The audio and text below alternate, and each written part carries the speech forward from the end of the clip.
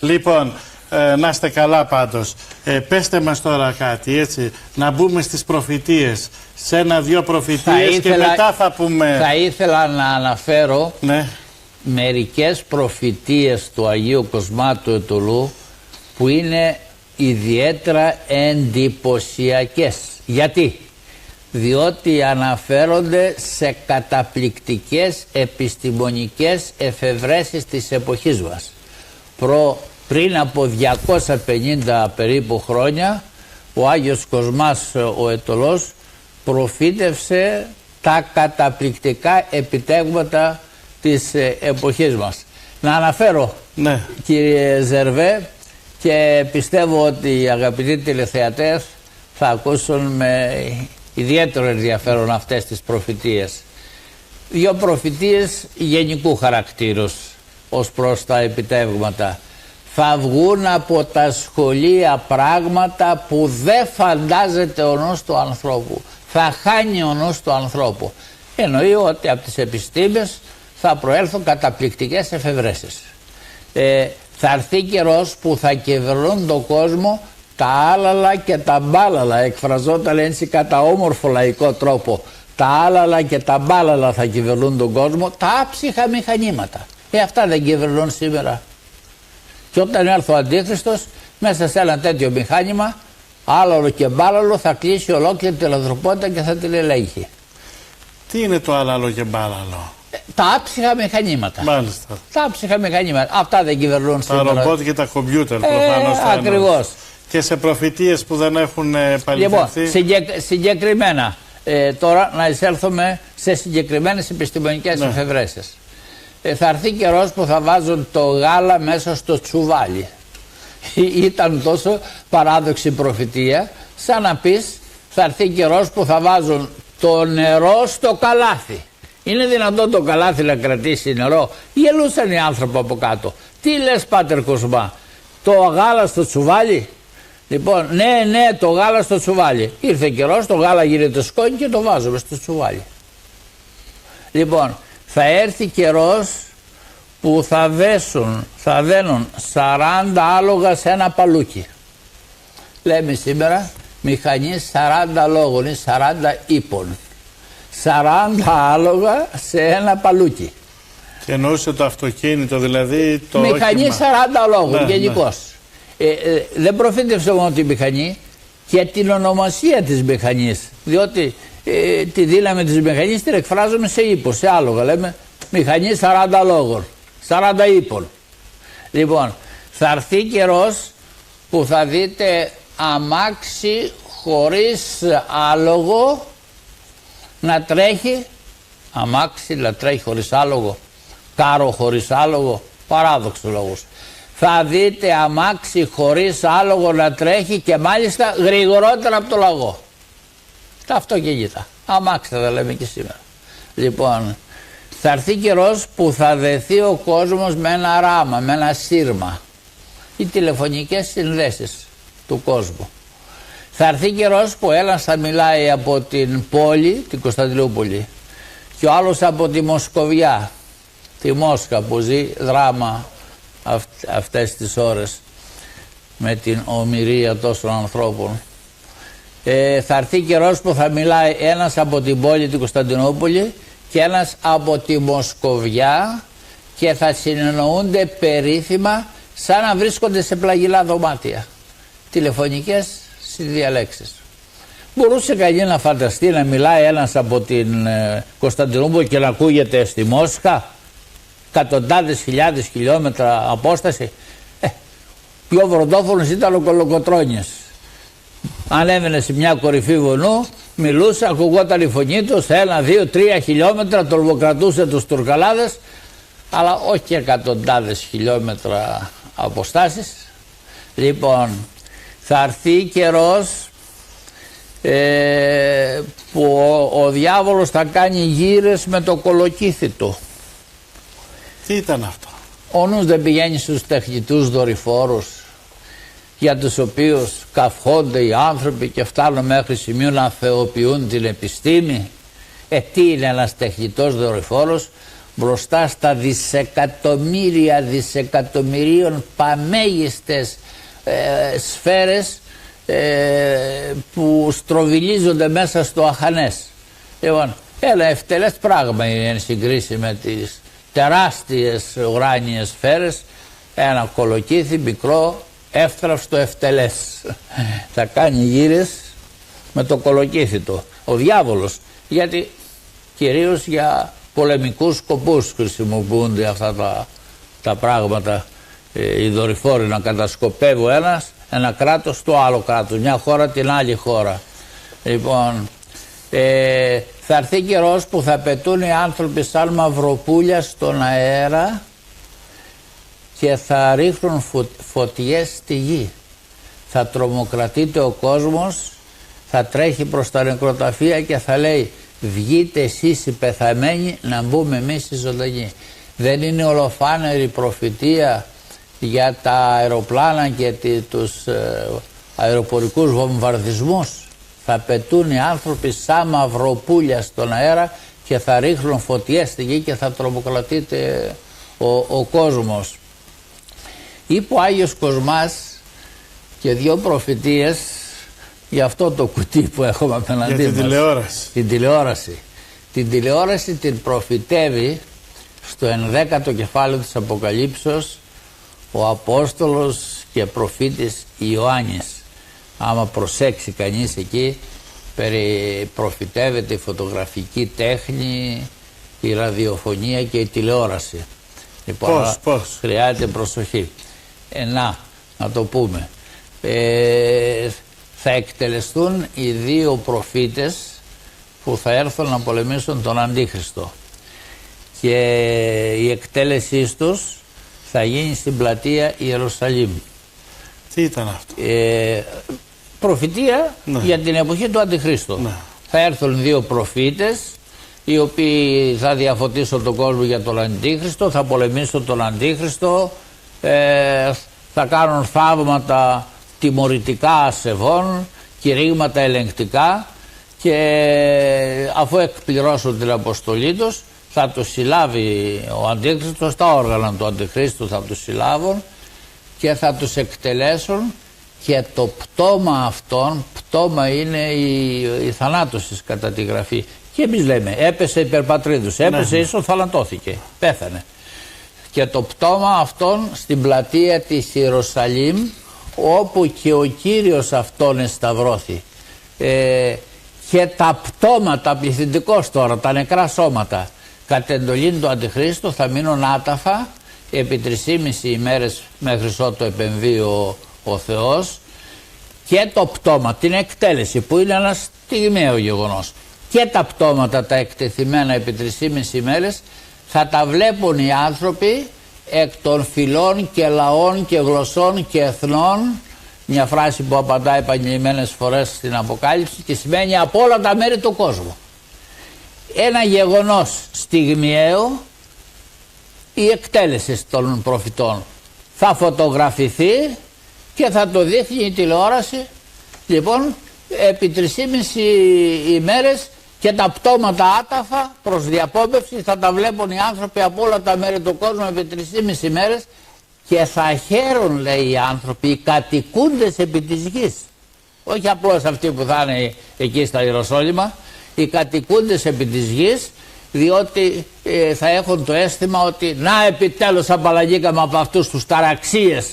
Θα μισηθούν πολλοί οι άνθρωποι του Θεού, λοιπόν θα θεωρούνται ταραξίες, κακοποιά στοιχεία, όπως και θεωρούνταν οι Απόστολοι την εποχή τους και οι προφήτες την δική τους εποχή. Επαληθεύτηκε δηλαδή η προφητεία λοιπόν, αυτή. Γι' αυτό να μην παραπονείστε αν μερικοί αντιδρούν σε εσάς και σας χλεβάζουν. Η χλέβη αυτή είναι τιμή, δεν είναι μομφή. Μάλιστα, πέστε μας προφητείες τώρα που τώρα δεν έχουν είπε ο Κοσμάς για την τηλεόραση. Ναι. Θα βγει ένα μαγικό κουτί που θα ξετρελάνει τον κόσμο. Γιατί το λέει μαγικό? Διότι ασκεί μαγεία, γοητεία, έλξη πάνω. Ο Έλληνας, λένε οι στατιστικές, παρακολουθεί 4 ώρες την ημέρα τηλεόραση. Και είπε μια άλλη προφητεία χαρακτηριστικότερη. Θα έρθει καιρός που ο καταραμένος διάβολος θα μπει στα σπίτια Τα σπίτια άλλοτε ήταν εκκλησίες, κατοίκουν εκκλησίες. Θα μπει στα σπίτια και τα κερατάτο, οι κεραίες, κέρας, κεραία, το ίδιο. Τα κερατάτο θα είναι στα κεραμίδια, στις στέγες. Δεν είναι αυτή η καταπληκτική προφητεία. Προφήτευση για την απελευθέρωση του έθνους. Είπε στην τρίτη γενεά θα έρθει το ποθούμενο. Από τότε που είπε αυτά τα λόγια ο Άγιος Κοσμάς πέρασαν 3 γενναίες και τότε ακριβώς ήρθε το ποθούμενο. Για τις χώρες, τα διαμερίσματα της Βορείου Ελλάδος που ελευθερώθηκαν με τους νικηφόρους Βαλκανικούς πολέμους το 12-14, είπε ότι όταν έρθουν 2 Πασχαλιές μαζί τότε θα ελευθερωθούν.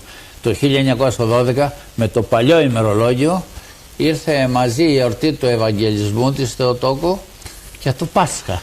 Τότε ελευθερώθηκαν αυτά τα μέρη. Έτσι εννοούσε τις 2 Πασχαλιές. Ναι, 2 Πασχαλιές μαζί, 2 πολύ λαμπρές εορτές. Είναι ο Ευαγγελισμός της Θεοτόκου και το Πάσχα.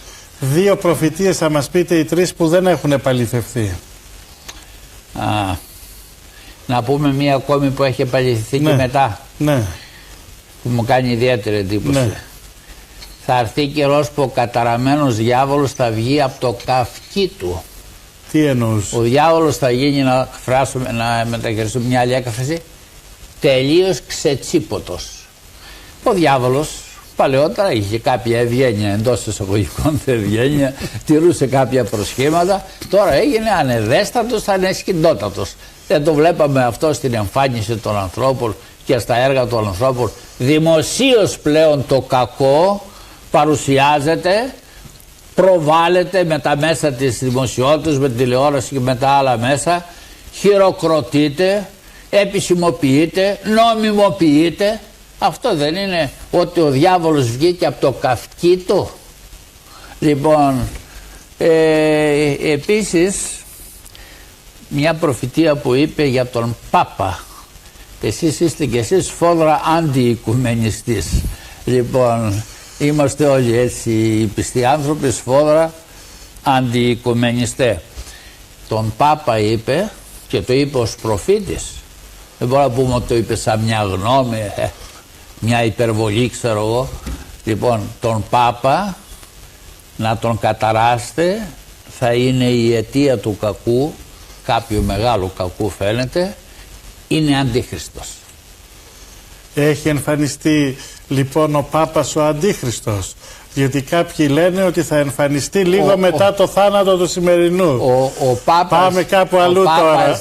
Ο Πάπας δεν θα είναι ο αντίχριστος με την έννοια του συγκεκριμένου μεγάλου αντιχρίστου, διότι ο συγκεκριμένος μεγάλος αντίχριστος θα προέρχεται από τους Εβραίους, θα είναι ο Μεσσίας των Εβραίων. Δεν παραδέχτηκαν τον Ιησού ως Μεσσία οι Εβραίοι, θα παραδεχθούν τον Αντίχριστο. Ο Πάπας θα συμμαχίσει με τον Αντίχριστο και θα είναι και αυτός ένας από τους πολλούς Αντιχρίστους, τους προδρόμους του Αντιχρίστου και τους συνεργάτες όταν έρθει ο Αντίχριστος του Αντιχρίστου. Τώρα να πούμε 2 προφητείες που δεν έχουν επαληθευθεί. Λοιπόν, η μία είναι δυσάρεστη και η μία είναι ευχάριστη. Εγώ θέλω να σας ρωτήσω πριν πάτε στη δυσάρεστη και στην ευχάριστη. Έχει πει ότι όταν θα φορολογήσουν και τα αυγά, τις κότες και τα παράθυρα. Πώς το λέει αυτό, για πέστε μου, και τι λέει? Θα έρθει καιρός που θα βάλουν φόρο στις κότες και στα παράθυρα. Και τότε τι θα γίνει? Δεν λέει. Τι θα γίνει? Έρθει το προφητεύει. Θα σκύψουμε το κεφάλι μας ως υποζύγιο στο ζυγό του κράτους. Λοιπόν, όταν άλλοι κλέβουν δισεκατομμύρια και τρισεκατομμύρια και το κράτος πτωχεύει και αδειάζουν τα ταμεία, τι θα γίνει? Αυτό θα γίνει. Με τη διαφορά ότι συμμετέχουν και οι υπάλληλοι του κράτους σε αυτή την ιστορία. Συνεχίζουμε στον Πατροκοσμά των Ετωλών. Άλλοι προφητείες λοιπόν, η δυσάρεστη και η ευχάριστη που δεν έχουν επαληθευθεί. Η δυσάρεστη. Θα έρθει καιρός που οι πόλεις θα γίνουν σαν παράγκες. Θα γίνει γενικός πόλεμος, εννοεί τον πυρηνικό πόλεμο, μετά από τον οποίο θα μείνουν ολίγοι άνθρωποι πάνω στη γη και θα βαδίζει κανείς μισή ώρα για να βρει έναν άνθρωπο να του πει καλημέρα και να τον κάνει αδελφό του. Πρέπει να πω εγώ σαν παρένθεση σήμερα ότι ο Πούτιν, επειδή έχουμε τη γνωστή ιστορία με την ομηρία, προσπαθεί συνέχεια σε αυτόν που σας έλεγα στις αρχές, προσπαθεί να ενεργοποιήσει όλη τη διεθνή κοινότητα και τη Δύση, λέγοντας ότι στην περιοχή όπου γίνεται η ομηρία υπάρχουν πάρα πολλά πυρηνικά και υπάρχει κίνδυνος πυρηνικής αναφλέξεως. Το θυμήθηκα τώρα που είπατε αυτή τη φράση. Ας ευχηθούμε ότι δεν θα γίνει κάτι τέτοιο. Εσείς που κατέχετε τα πολιτικά, θέλω να μου πείτε επ' ευκαιρία, οι Αμερικάνοι συμπαθούν ή αντιπαθούν τον Πούτιν? Για μένα το συμπαθούν. Έτσι λέτε? Έτσι λέω. Μάλιστα. Λοιπόν, να επανέλθουμε. Σε αυτή την προφητεία ο Άγιος Κοσμάς ο Αιτωλός συμφωνεί με τον Ισαΐα που λέει ότι θα ανοίξουν θηρίδες από τον ουρανό και θα πέσει η συμφορά πάνω στη γη και θα καεί η γη και θα μείνουν λίγοι άνθρωποι πάνω στη γη. Προφητεύεται στο 24ο κεφάλαιο του Ισαΐα, και καλά να το διαβάσουν οι αγαπητοί τηλεθεατές, που αναφέρεται σε γενικό παγκόσμιο πόλεμο, τον χειρότερο και τον καταστρεπτικότερο πόλεμο που θα γνωρίσει ο πλανήτης μας. Συμφωνεί με τον Ζαχαρία, τον προφήτη, ένα από τους 12 προφήτες της Παλαιάς Διαθήκης, ο οποίος προφητεύει ότι η τελευταία πληγή, το τελευταίο και το χειρότερο πλήγμα κατά της αντιθέου ανθρωπότητας θα είναι ότι θα χύνονται τα μάτια από τις κόγχες, θα χύνεται η γλώσσα σαν νερό από το στόμα και θα εξατμίζεται η σάρκα έτη σταμένου του ανθρώπου επί των ποδών αυτού. Ακαριέως. Προτού προλάβει ο άνθρωπος να πέσει από να πέσει, θα χύνονται τα μάτια, θα χύλεται η γλώσσα, θα εξατμίζεται η σάρκα. Είναι οι συνέπειες της εκρήξεως βόμβας νετρονίου. Το θερμικό κύμα, άμα πάρει τον άνθρωπο, αυτά είναι χαρακτηριστικά, λένε οι ατομικοί επιστήμονες. Χύνεται το μάτι, χύλεται η γλώσσα, εξατμίζεται ακαριέως αυτή τη στιγμή η σάρκα. Τα γράφει αυτά ο Ζαχαρίας το 500 περίπου π.Χ., τότε που πολεμούσαν με λιθάρια, με ξύλα, με σίδερα. Μάλιστα. Η δε Αποκάλυψη μιλάει για χρυσές φιάλες, νταμιζάνες, που θα πέφτουν πάνω, ολόχρυσες. Είναι συμβολική, αλληγορική η Αποκάλυψη. Ονομάζει τις νταμιζάνες αυτές ολόχρυσες γιατί είναι πολυδάπανες, και το χρυσάφι θα λέγαμε. Και κάθε φιάλη θα έχει τη δύναμη να καταστρέφει το 1/3 της γης. Δεν λέω ότι εκεί που θα πέφτει θα καταστρέφει, ξέρω εγώ, έναν άνθρωπο που θα πέσει πάνω στο κεφάλι του ή μια μικρή έκταση γης. Το 1/3 της γης. Μάλιστα. Δεν είναι ατομικές βόμβες αυτές. Να γυρίσουμε. Να πούμε και την ευχάριστη. Ναι, να πούμε την ευχάριστη. Να γυρίσουμε στον Πατροκοσμά. Ναι. Στον Πατροκοσμά. Λοιπόν, ο Άγιος Κοσμάς προφήτευσε και είπε: το πρόβλημα της πόλης θα λυθεί.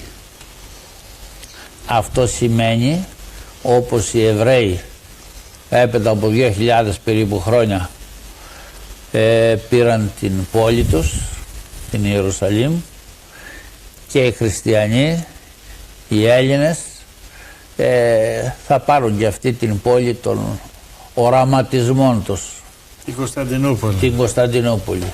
Εκεί δεν συγκεντρώνονται οι μεγάλοι πόθοι μας και τα οράματά μας? Αυτό φαίνεται ανθρωπίνως αδύνατο σήμερα. Λοιπόν, αλλά τα αδύνατα παρανθρώπης δυνατά εστί παρά το Θεό, και όπου βούλεται Θεός νικάται φύσεως τάξης. Λέει και κάποια άλλα πράγματα σχετικά ο Άγιος Κοσμάς ο Αιτωλός. Ο Θεός κάνει υπερφύσιν πράγματα. Γιατί πίστευε κανείς ότι οι Εβραίοι επί από 2.000 χρόνια θα φτιάχναν κράτος? Πίστευε κανείς ότι οι Εβραίοι θα αποσπούσαν την Ιερουσαλήμ από τα χέρια εκατοντάδων εκατομμυρίων μουσουλμάνων εχθρών τους κλπ? Και όμως πήραν την πόλη τους και έκαναν και το κράτος. Βάζουμε τελεία. Όπου βούλετε Θεός νικάτε φύσεως τάξης ως γέγραπτε.